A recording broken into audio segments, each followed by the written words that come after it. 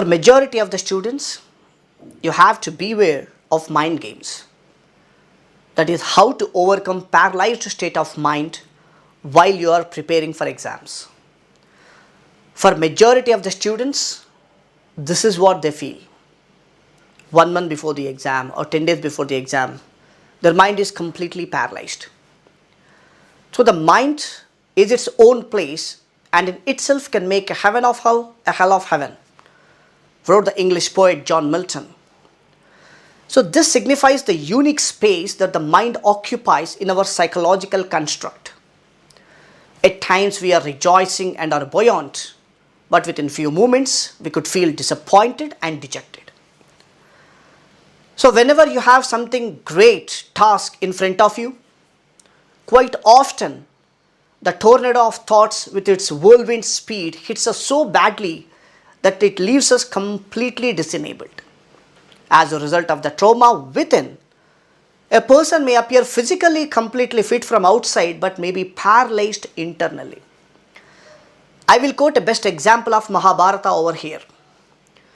In the Mahabharata, even a distinguished warrior like Arjuna became depressed at the very thought of waging war. On the battlefield, he got emotionally and intellectually paralyzed till such times as Krishna came to his rescue. So as a student, how should you extricate yourself from a paralyzed state of mind is what you have to master now. So here first we need to understand the basic nature of the mind. Remember, mind always wants a pleasurable things to achieve. Studying for the exam automatically is not a pleasurable event. But once you study for the exam, once you succeed, once your career is set, you are going to get so many fruits that is decided by the intellect. Intellect is the one which controls the mind. It will tell that no problem, even though it's a pain, please read. So intellect is considered to be a big brother of the brain. So you always have to listen to your intellect rather than the brain, because brain wants immediate gratification. Brain wants immediate success. Brain wants immediate satisfaction. But intellect knows how much and what it will take to reach the goal or to achieve a success.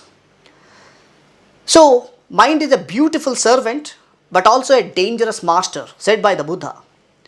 So what we need to do is, once your mind is completely wandering around the desires which needs immediate gratification, we need to hand over our reins of our mind to the intellect. So you have to give your mind to the intellect. Please, you take care of your mind. So as to ensure that all our actions are governed by the rational, logic and realistic consideration than emotions, you always have to listen to your intellect what is actually saying to you. Intellect always will say to the mind that yes, you have to do this right now. Mind is so lazy, but we got orders from the boss called as intellect, and mind will listen and it will do the work whatever it is needed. So the most important thing about the mind, what you need to know is, mind is a fickle thing. It invariably falls prey to the worldly things as well as beings. This in turn gives rise to innumerable desires that, if the desires are not satisfied, result in agitated mind.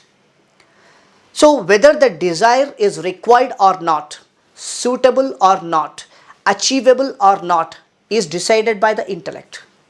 So why are you handing over your psychology to the mind instead of intellect? So let's intellect rule and govern your body than the mind. How it can be done? It can be only done by focusing on the higher ideals without egocentric and selfish desires. And at last, the mind being restless like a monkey, the regular practice of keeping yourself focused can help in gaining serenity and tranquility of mind. And intellect is always going to be your big boss, and listen to your intellect to gain your success. This is what you can overcome your mind games and stay focused without being agitated by listening to your mind.